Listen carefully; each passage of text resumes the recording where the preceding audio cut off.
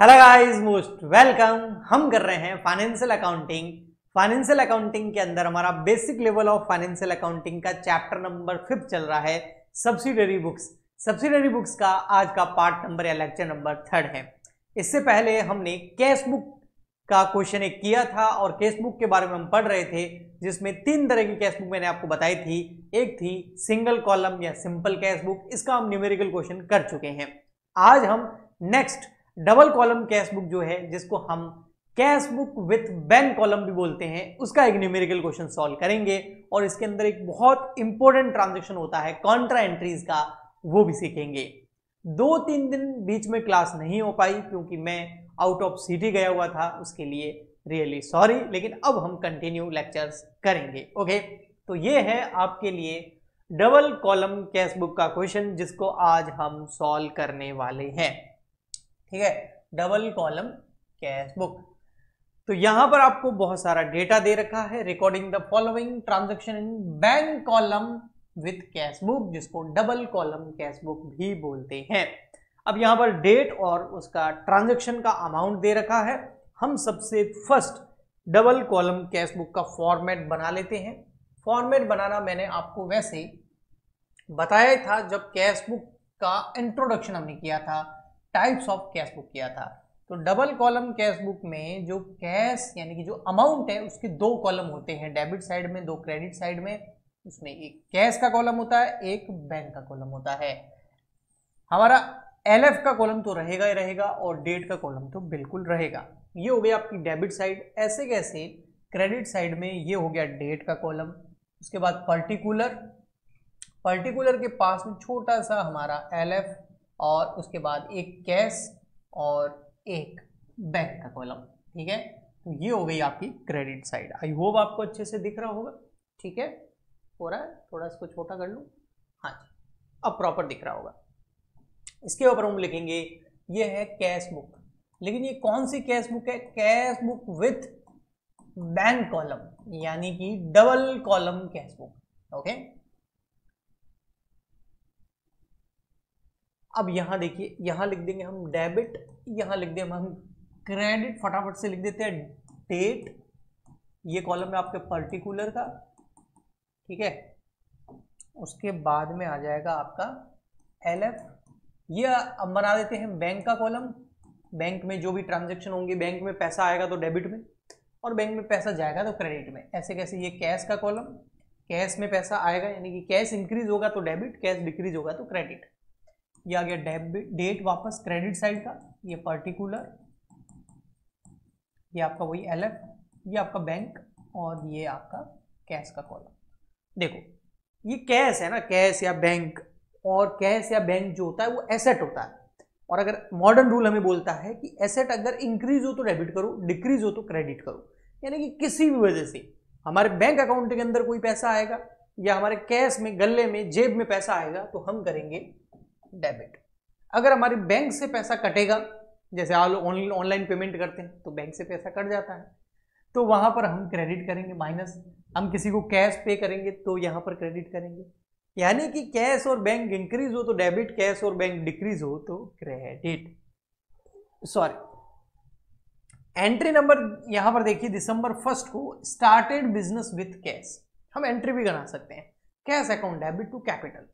Cash account debit क्यों हुआ? क्योंकि बिजनेस के अंदर कैश आ रहा 80,000 रुपए से।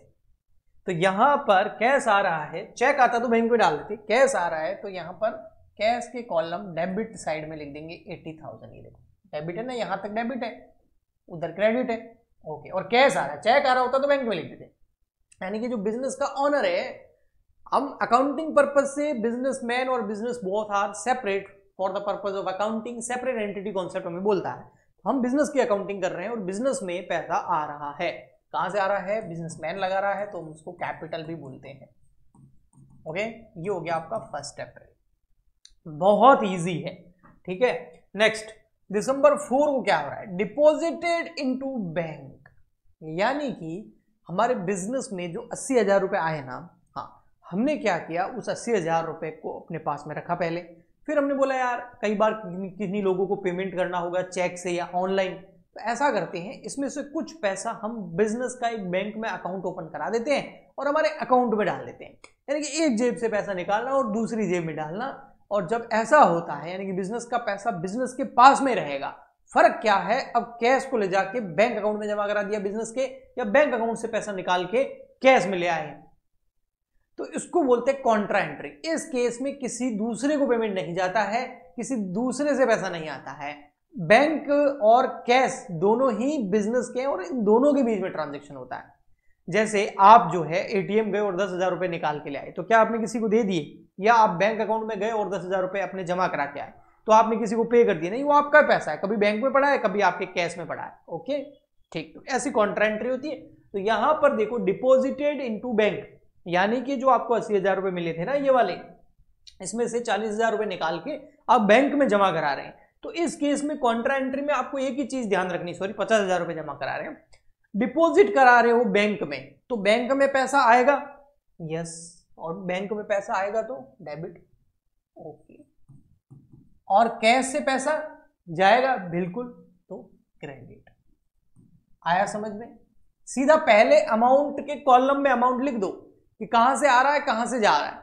तो देखो भैया, बैंक में आया, जमा कराएंगे तो बैंक अकाउंट बढ़ जाएगा, और कैश लेके जाएंगे तो कैश डिक्रीज हो जाएगा। ओके, अब डेट लगा दो सबसे पहले, ये है 4 अप्रैल, ये भी है 4 अप्रैल।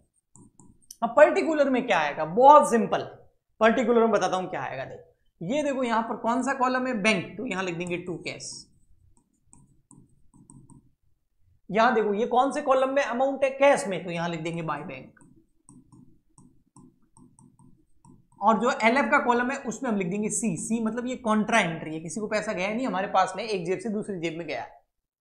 और सही भी है, देखो ये कैश है ना, कम हो रहा है, क्यों कम हो रहा है, क्योंकि बैंक में जमा करा है। अच्छा, ये बैंक में पैसा आ रहा है, कहां से आ रहा है, कैश से आ रहा है। ओके, इसको बोलते हैं हम कॉन्ट्रा एंट्री। ओके जी,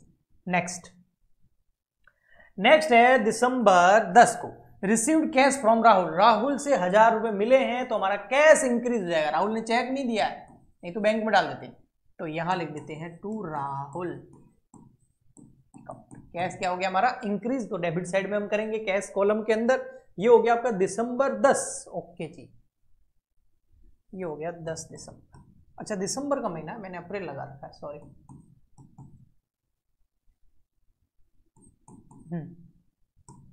ओके, नेक्स्ट है आपका दिसंबर 15 को bought goods for cash. Cash में गुड्स खरीदा है, तो हमारी जेब से पैसा गया, तो हम यहां लिख देंगे बाय परचेज। और जेब से पैसा गया तो कैश कम होगा, कितने से, 8,000 रुपए से 15 दिसंबर को। 8,000 रुपए 15 दिसंबर। नेक्स्ट, तो सर बैंक से नहीं जाएगा क्या? जाएगा, जब बैंक से पेमेंट करेंगे, चेक से पेमेंट करेंगे। देखो यहां 22 दिसंबर को बॉट गुड्स बाय चेक, इस बार चेक से गुड्स खरीदा है, तो बैंक से पैसा कम होगा, और बैंक कम होगी यानी कि बैंक कॉलम कम होगा हमारा, बैंक नाम की एसेट कम होगी, तो हम करेंगे क्रेडिट बैंक को 10,000 से। ओके जी, और यहां क्या लिखेंगे, बाय परचेज। तो देखो दोनों ही परचेज है, 15 दिसंबर को भी परचेज है, 22 दिसंबर को भी परचेज है। फर्क क्या है, कैश से परचेज किया, जेब से पैसा दिया, और ये चेक हमारे बैंक अकाउंट से उसके बैंक अकाउंट में गया जिसे हम खरीद रहे हैं। ओके जी, ठीक है।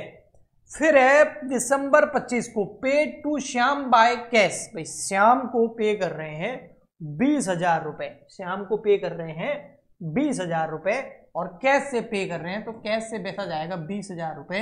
यहां लिख देंगे 25 दिसंबर बाय श्याम। ओके जी, ठीक है, यहां कोई कॉन्ट्रा एंट्री वो एक ही थी। अच्छा, ये देखो दिसंबर 30 को देखो ड्रू फ्रॉम बैंक, हम बैंक से पैसा निकाल के लाए हैं, चाहे एटीएम से लाए हैं, चाहे बैंक जाके लाइन में खड़े होके कैशियर से लेके आए हैं स्लिप भर करके, ठीक है, लेकिन हम गए और हम मतलब बिजनेस, हमारे बिजनेस का बंदा गया और उसने बैंक से पैसा निकाला है, और निकाल के क्या किया, पर्सनल यूज। पर्सनल यूज किया होता तो ड्राइंग हो जाता, ऑफिस यूज मतलब बैंक से पैसा निकाला और ऑफिस के यूज के लिए ले आया, तो बैंक से 2,000 रुपए कम हो गए और कैश में इस बार 2,000 रुपए बढ़ गए। तो हम क्या करेंगे, कम कहां से हो रहे हैं सर? बैंक से निकाल रहे हैं तो बैंक से कम, तो क्रेडिट 30 दिसंबर। ओके जी। और बैंक से निकाल के उसको कहां ले गए? खर्च कर दिया? नहीं, उसको कैश में लाए। ओके जी। 30 दिसंबर। ये देखो कौन सा कॉलम है? कैश, तो यहां आ जाएगा बैंक। ये कौन सा कॉलम है? देखो बैंक, तो यहां आ जाएगा कैश। तो ये हो गई हमारी एक और कॉन्ट्रा एंट्री, क्योंकि किसी को पेमेंट नहीं किया है, हमारा पैसा हमारे पास है, पहले बैंक में था, अब ऑफिस में पड़ा है। ओके जी। अगर यहां लिखा होता ना, ड्रू नहीं लिखा होता और ऑफिस एक्सपेंस पे करते बैंक से, तो ओनली बैंक कम हो जाता, फिर पैसा हमारे पास नहीं आया और खर्च हो गया। या खर्च नहीं हुआ है, अपने पास में पड़ा है। 31 दिसंबर को रेंट पेड बाय चेक 1000 रुपए। तो भाई रेंट चेक से पे किया है तो बैंक से पैसा कम होगा, और 31 दिसंबर बाय लिख दो रेंट। तो इस तरीके से डबल कॉलम कैश बुक या cash book with bank column जब हम बनाते हैं तो उस केस के अंदर सिर्फ कॉन्ट्रा एंट्री को ध्यान रखना होता है। यहां पर कहीं पर भी इस क्वेश्चन में उधार सेल, उधार परचेज नहीं था। अगर होता तो हम नहीं लिखते, क्योंकि ओनली कैश और बैंक से रिलेटेड ट्रांजैक्शन ही आते हैं। सबसे पहले हम यहाँ की टोटल कर लेते हैं बैंक कॉलम की। तो बैंक में पैसे पड़े हैं हमारे 50,000 रुपए। उस 50 में से खर्च कितने हो गए? 10 और 2 12 और 1 13। तो 50,000 में से 13,000 चले गए तो बच गए 37,000। ये आ गया by balance CD balancing figure. भाई बैंक में आज की डेट में 31 दिसंबर को 37,000 रुपए पड़े हैं। टोटल 50 आए थे, उसमें इतने खर्च कर लिए तो 37,000 रुपए पड़े हैं। ओके। कैश में देखो 80 और 81 और 2 83, 83,000 रुपीज हमारे कैश में पड़े थे, जिसमें से 50,000 हमने जो बैंक में जमा करा दिए। तो 83 माइनस 50, 8,000 रुपये हमने और पे कर दिए किसी को, तो परचेज किया था। 20,000 रुपये का हमने जो है कुछ श्याम को दे दिए थे। तो अब हमारे जेब में यानी कि हमारे बैंक के गल्ले के अंदर पड़े हैं 5,000 रुपये ओनली। तो ये हो गया हिसाब किताब। ये जो बैलेंस सीडी है ये जनवरी महीने में टू बैलेंस बीडी बन जाएगा। ओके जी। इस तरीके से बनती है कैश बुक। आई होप आपको अच्छे से समझ में आ गया होगा। एक और कैश बुक है, आपको पता है, जिसमें डिस्काउंट भी आता है, लेकिन वो रेयर है कहीं पूछे, और बहुत इजी भी होती है। ये सारा सिस्टम होता ही होता है, एक डिस्काउंट का कॉलम और बन जाता है, और अगर डिस्काउंट रिसीव या कैश डिस्काउंट है वो यहाँ आ जाता है परचेज और सेल के टाइम। अगर वो कैश डिस्काउंट हो तो उसका इस कैश और बैंक कॉलम में कोई ज़्यादा इंपॉर्टेंट रोल होता नहीं है। इसलिए कैश बुक जो है आज हम कंप्लीट कर रहे हैं। नेक्स्ट लेक्चर के अंदर हम नेक्स्ट सब्सिडरी बुक जैसे परचेज बुक या सेल बुक को स्टार्ट करेंगे। आई होप आपको अच्छे से समझ में आ गया होगा। हम मिलते हैं नेक्स्ट लेक्चर में। आज के लिए इतना ही, तब तक के लिए goodbye and thank you.